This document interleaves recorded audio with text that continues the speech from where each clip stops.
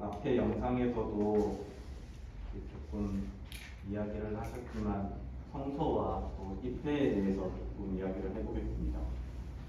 예, 제가 서품을 2010년 12월에 받았는데 서품을 받고 제가 처음 한 맡은 사도직이 성소개발 담당자였습니다. 그 젊은 청년들 또 이제 학생들 이렇게 만나서 성소에 대해서 이렇게 얘기할 기회가 많아서 한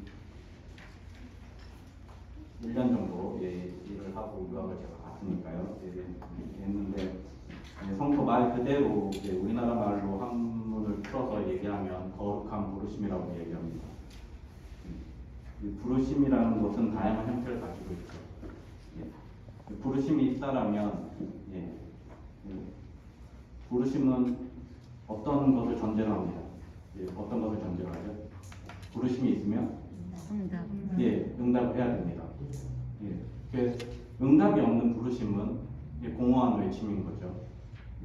그래서 그거에 대해서 조금 제가 성도 개발을 하면서 아이들한테 또 청년들한테 얘기했던 것은 우리의 삶의 형태, 어떤 외적인 모습에 어떤 부르심이 있을 수 있죠. 저같이 뭐 사제로 수도자이면서 사제로 사는 어떤 그런 외적인 모습을 선택하는 응답을 하는 경우가 있고, 또 단순하게 수도자로서만 살아가려고 하는 또 남자 여자 수도자들이 또 그런 삶을 선택할 수도 있고, 또 많은 분들이 혼인의 형태를 통해서 성가정을 이루고 그러한 또 응답을 합니다.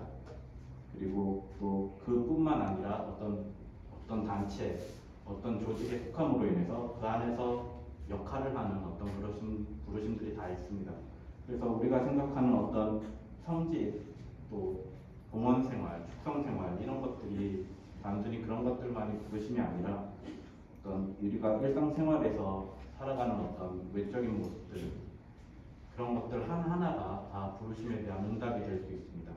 그리고 그러면은 이런 것들이 어떤 외적으로 드러나는 나의 삶의 형태라면 내적인 어떤 응답도 있을 수 있습니다. 그런 것들이 어떠한 삶을 살아가겠다고 결심하고 그것을 실천에 옮기는 건데, 보통 그런 것들을 이야기할 때 영성이라고 얘기합니다. 교회의 종교적인 의미에 내가 어떤 삶을 살아가고 어떤 것을 기준으로 살아갈 것인가 이야기를 할 때 그걸 표현하는 단어가 영성입니다. 그러면 저희는 기본적으로 다 세례를 받았으니까 공통적으로 가지는 영성이 하나가 있습니다. 그리스도교 영성에 따라서 살아가겠다고 다 응답을 했습니다. 그러면 이제 또 다른 삶의 어떤 형태의 또 응답을 준비하고 있습니다. 지금 다 입회 청원자이신 걸로 알고 있는데, 그러면 제소 프란치스코에라는 그 삶의 형태를, 그 내적인 어떤 그런 것을 실천하겠다고 이제 응답을 준비하고 계신데, 그러면 제소 프란치스코에를 보면 오르도 프란치스카노스 세쿨라리스라고 이렇게 표현을 합니다. 라틴어로. 그럼 제소 프란치스코에라고 번역을 하는데 이 두 가지가 내포되어 있습니다. 제속성과 프란치스칸 영성이라는 것을 살아가겠다고 이렇게 응답을 하는 것이죠. 그래서 제속성은 말 그대로 세상 안에 살아가는 것, 내가 발을 딛고 서 있는 이 삶의 터전에서 계속해서 살아가겠다라는 것. 그럼 이 세상 안에서 살아갈 때 어떻게 살아갈 것인가를 우리는 프란치스칸 영성에 따라서 살아가겠다고 이야기를 하는 것이죠. 응답을 하는 것이죠. 저도 마찬가지로 저희 수도회가 콘벤투알 작은 형제입니다. 직역을 하면 한국에서는 콘벤투알 프란치스코 수도회로 공식 명칭을 사용하기로 결정을 했지만 원래 정식 명칭은 콘벤투알 작은 형제인데, 저는 이제 콘벤투알 작은 형제로서 프란치스칸 영성을 따라 살기로 콘벤투알 프란치스코 회 안에서 프란치스칸 영성을 살아가기로 응답을 한 거고, 여러분들은 이제 세상 안에서 프란치스칸 영성을 어떻게 살아갈 것인지 이렇게 결심하고 또 응답하는 어떤 그런 시기에 와 있다고 생각합니다. 그래서 입회 예절의 이런 청원문 내용입니다. 형제들이여, 우리는 제속에 살면서 하느님의 영광을 위해 노력하고 그분 사랑의 계명을 실행하고자 결심하고 최선을 다해 세례로 받은 은혜를 통해 복음적 삶을 살며 아시시 성 프란치스코의 모범과 가르침에 의해 예수 그리스도를 따르려고 제소 프란치스코 형제의 배를 청원합니다. 여기서도 마찬가지로 제소에 살면서 복음적 삶을 살고 프란치스코의 모범과 가르침에 따라서 예수 그리스도를 따른다라고 분명히 밝히고 있죠. 그리고 이제 또 이렇게 얘기하죠. 형제 여러분, 제소 프란치스코 회원의 생활이란 아시시 성 프란치스코의 모범을 따라 우리 주 예수 그리스도의 모범을 실행하는 것입니다. 하느님과 사람을 대함에 있어 그리스도께서 형제의 빛과 중심이 되시기를 바랍니다. 그렇게 해서 계속해서 제속성과 그리고 프란치스칸 영성, 그리스도를 중심에 두는 프란치스코 영성을 살아가겠다라는 것을 계속 강조합니다. 그래서 여러분들이 응답하는 삶의 어떤 삶의 모습이 이미 이름에 담겨 있고 또 그런 것들을 잘 알고 있습니다. 그러면은 프란치스칸 영성은 어떠한 것인지 생각해 볼 필요가 있습니다. 크게 많은 프란치스칸 학자들이 많이 이야기하는, 영성 신학자들이 많이 이야기하는 어떤 그런 프란치스칸 영성은 크게 세 가지로 이루어져 있습니다. 첫 번째는 성 프란치스코가 살았던 모습, 삶의 모습, 창립자의 생활 양식과 영성을 이야기합니다. 그리고 두 번째는 역사, 문학, 교회 상황 속에서 구현된 프란치스칸들의 삶과 사상의 전통이라고 이야기하는데, 쉽게 얘기해서 역사 안에서 지금까지 오늘날까지 이르는 우리의 앞선 프란치스칸들이 살았던 삶의 모습, 영성, 그것을 이야기합니다. 그리고 세 번째는 성 프란치스코와 프란치스칸 정통, 그러니까 1번과 2번을 오늘날 실현하며 증언하고 있는 프란치스칸들의 삶, 그러니까 여러분과 제가 여기에 해당되는 거죠. 그리고 여러분과 제가 시간이 지나서 세상을 떠나면 2번에 해당하게 되겠죠. 그리고 다른 미래의 회원들이 3번의 자리를 계속 살아가겠죠. 그렇게 됩니다. 그래서 첫 번째 프란치스코의 생애와 영성을 우리가 분명히 잘 알아야 되고, 그리고 두 번째로 이제 보통 이런 어떤 시작을 프란치스코가 세상을 떠난 이후부터 바로 시작됩니다. 그렇게 발전되어 온 프란치스칸들의 모습, 이런 것들도 잘 공부하시고 또 어떤 신학적인 발전, 또 영성적인 발전이 있었는지 좀 계속 보실 수 있었으면 좋겠고, 그리고 또 우리의 삶은 그런 것들을 바탕으로 어떻게 살아가야 될지. 왜 시대가 바뀌면 많은 것들이 바뀝니다. 지금 현대에서 프란치스코처럼 똑같이 살겠다 그러면 살 수 없습니다. 그냥 하루 만에 죽을 수도 있습니다. 생명을 잃을 수도 있습니다. 정말 말 그대로 프란치스코가 살려고 했던 삶을 지금 이 현대에 살면 그럴 수도 있습니다. 프란치스코가 살았던 삶은 강의를 계속하면서 이야기하겠지만 정말 아무런 보호 없이 정말 말 그대로 주님의 보호에 온전히 맡기면서 살아가는 것 삶이었기 때문에 어떤 사회적, 제도적 어떤 그런 보호를 현대에서 없이 살아간다고 생각했을 때는 정말 많은 어려움들이 있을 겁니다. 그래서 지금 이 시간에 좀 더 집중할 부분은 아무래도 저희가 프란치스코 성인에 대해서 잘 알 필요가 있기 때문에 그래서 성 프란치스코의 생애와 영성에 대해서 조금 더 살펴보도록 하겠습니다. 집중적으로. 제가 이 강의를 어떤 식으로 진행할 거냐면, 여기 아시시의 성 프란치스코 대성당입니다. 보시면 혹시 아시시 가보신 분들이 계실까요? 네. 설명을 드리면 지금 이게 현재 이런 모습이 있고요. 이게 종탑이고요. 이게 위층 성당이고 여기가 아래층 성당으로 들어가는 입구입니다. 그 옆에 이쪽이 회랑이고요. 여기가 광장이고, 그리고 여기 중간에 문이 하나 있죠. 여기가 사크로 콘벤토라고 저희 수도회로 들어가는 문입니다. 이렇게 되어 있고요. 그리고 여기 보시면 구조가 위층 성당이 있고 아래층 성당이 있고 예, 무덤 성당이 있습니다. 예, 이런 구조로 되어 있고요. 그리고 이 위층 성당의 구조가 이렇게 되어 있는데 이 벽으로 잘 아시겠지만 그 중세에 지어진 성당들에 다 프레스코아로 장식되어 있습니다. 그래서 여기 보면 이 벽들이 다 프레스코아로 장식이 되어 있는데 특히 이 위층 성당 같은 경우에는 지오토라는 화가가 그 프란치스코 성인의 생애를 28개의 프레스코아로 묘사를 해놨습니다. 대전기를 바탕으로 해서 보나벤투라가 쓴 대전기를 바탕으로 해서 썼습니다. 그거를 바탕으로 해서 그림을 그려놨습니다. 그러면서 구약과 신약을 같이 배치를 해서 프란치스코 성인이 어떤 역할을 또 어떤 소명을 가지고 교회에 프란치스칸 영성을 심었는지 그런 것들을 설명하는 어떤 그런 그림을 보여줍니다. 그래서 이 프레스코아의 28점의 프레스코아에 대해서 이렇게 같이 보면서 프란치스코 성인의 그런 생애와 영성의 어떤 특징적인 부분들을 설명드리려고 합니다.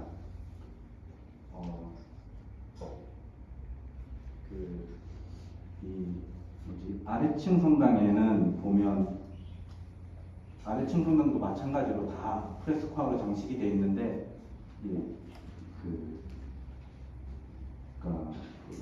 마에스트로라는 어떤 화가 그리고 치마고에 지오토의 스승입니다. 치마고에 그리고 또 일부의 또 지오토의 작품들 이렇게 해서 여러 작품들이 있고요. 그렇지만 이제 위층 성당은 대부분이 다 지오토의 그림으로 장식되어 있습니다. 조금 지오토에 대해서 먼저 설명을 드리면 이름은 지오토 디 본도네입니다. 1267년부터 1337년 1월 8일 피렌체에서 세상을 떠날 때까지 화가와 건축가로 살았던 이탈리아 사람입니다. 피렌체에 가까운 플레르비에스 피자노라는 곳에서 출생했고 이탈리아 르네상스 미술의 선구자로 여겨집니다. 이렇게 작품들을 이렇게 계속 보시면 아시겠지만 그 그러니까 르네상스 시작 이전에는 그림이 2차원이지 않습니까? 평면. 그런데 이 평면적인 그림에 입체감을 부여하기 시작하는 게 르네상스에서 시작되는데 그것을 시작하는 사람이 지오토입니다. 그래서 조금 그림이 일단 시작되는 단계이기 때문에 단순해 보이면서도 이제 그런 발전되는 어떤 미술사적인 어떤 그런 부분들이 있다고 합니다. 제가 미술 이쪽 전공은 아니니까 그런 부분들을 조금 감안해서 들어주시면 될 것 같아요. 그래서 보시면 단축법, 투시법과 명암을 활용하여 평면의 입체감을 표현한 인물로 평가받고 있습니다. 그런데 이런 사람이 이제 성 보나벤투라의 성 프란치스코 대전기를 이용해서 이제 그 프레스코아를 그립니다. 바뉴레트의 성 보나벤투라고 저자는 1217년부터 1274년까지 살았습니다. 대전기의 집필 시기는 1260년에서 63년 사이로 보고 있습니다. 그리고 1266년에 피사 총회에서 성 프란치스코의 유일한 공식 정기로 선언이 됩니다. 그러면서 다른 정기들을 파기하도록 총회에서 결정을 내립니다. 물론 이런 과정이 있었지만 지금 저희가 토마스 첼라노의 정기라든지 세동료 정기라든지 익명의 페르지아 정기, 그다음에 아시시 편집본, 완덕의 거울 이런 것 정기들을 이미 다 보고 있습니다. 그런데 어떻게 이게 남아 있냐면 이 1266년에 이런 결정이 있고 나서 1274년에 보나벤투라가 죽고 나서 그 다음 총장이 되는 제가 이름 지금 정확히 기억이 안 나는데 아마 지롤라모일 겁니다. 그 총장님이 1276년에 10년 뒤죠. 10년 뒤에 다시 교령을 내립니다. 남아있는 파기를 명했지만 혹시나 남아있는 자료들이 정기나 필사본들이 있으면 다 총본부로 보내라. 찾아서 총본부로 보내라 해서 모읍니다. 그렇게 해서 이제 뭐 그런 것들이 한참 뒤에 1700년 후반, 1800년 이럴 때 다시 발견이 됩니다. 뭐 그렇게 해서 그런 것들을 가지고 번역을 해서 지금 이게 소개돼서 우리가 보고 있는 것입니다. 그 보나벤투라 이후에 그 총장님은 나중에 교황님이 되세요. 그런 분이고, 예, 이 보나벤투라는 자신의 신학을 이용해서 프란치스코를 하느님께로부터 나와서 하느님께로 돌아가는 사람으로 묘사하면서 우리가 이제 신앙생활 또 영성생활에 있어서 모범으로 삼고 본받아야 된다고 제시합니다. 예, 이 보나벤투라가 총장 재임 기간 동안에 많은 어려움들을 겪습니다. 교회가 들어보셨는지 모르겠지만 영성주의파 형제들도 있고 스피리투얼이 발전하게 되는 어떤 그런 형제들이 있는데 그런 것들을 다 막고 통합을 유지합니다. 하나의 작은 형제를 유지하는 어떤 그런 노력을 많이 기울입니다. 사실 그렇게 해서 보나벤투라 성인이 1274년에 돌아가시고 그 토마스 아퀴나스와 동시대의 대신학자입니다. 사실 보나벤투라가. 그런데 토마스 아퀴나스는 도미니칸 수사님이죠. 돌아가시자마자 시성이 되는데 보나벤투라 같은 경우에는 1483년도인가 200년이 지난 다음에 시성이 됩니다.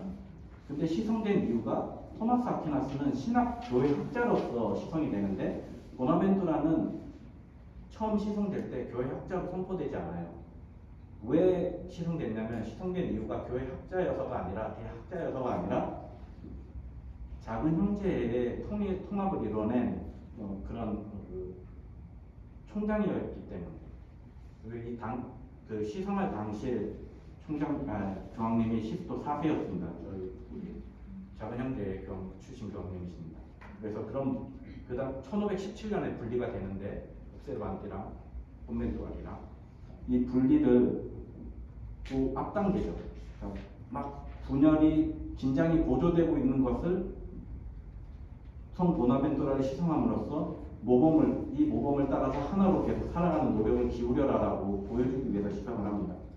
뭐 그렇게 했는데도 불구하고 분리가 됐죠.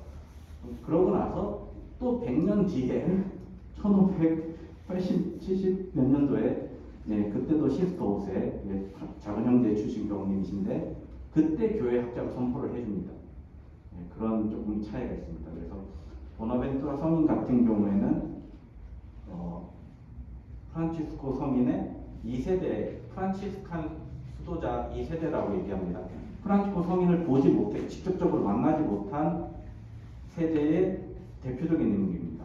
그렇게 해서 그 보나벤투라가 중요한 이유가 어떤 우리가 얘기하는 프란치스칸 영성 신학의 어떤 그런 그 발전을 바탕을 이루어주는 사람이기 때문에 그렇습니다. 그래서 그 프란치스칸 영성을 처음 세 가지로 이루어진다고 했을 때 두 번째 부분에 어떤 시작점에 있는 분입니다.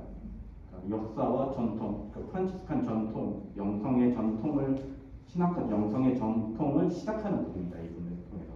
그래서 중요한 분이시고 그런 것들을 이렇게 보면서 이런 것들을 가지고 지오토도 이제 그 프레스파로 옮깁니다. 그래서 뭐 제가 지속회원분들이나 그 신자분들한테 프란치스코 성인 생애를 설명할 때 뭐 연도 같은 것도 물론 아는 것도 중요한데 이렇게 조금 흐름을 보셨으면 좋겠습니다. 그렇게 해서 이런 것들 그렇게 할 때 이 프레스파를 보는 게 도움이 조금 됩니다. 연도나 이런 것들보다도. 그리고 제가 알기로 작은 형제 신문인지 모르겠지만 뭐 똑같이 프레스파를 가지고 설명하신 걸로 알고 있어요. 그래서 하시는 분들도 있고 한데 좀 이렇게 그분들 설명도 같이 보시면 유튜브에 올라가 있는 걸로 알고 있어요. 그래서 한번 보시면 좋을 것 같아요. 첫 번째 그림입니다. 프란치스코가 소박한 한 사람에게 존경을 받는 어떤 그림입니다. 이게 대정기 1장 1항에 있는데 그림을 보면 이제 대전기에서는 이렇게 묘사합니다. 실제로 아치시 사람으로 아주 단순하고 하느님의 영감을 받은 것처럼 보이는 한 사람이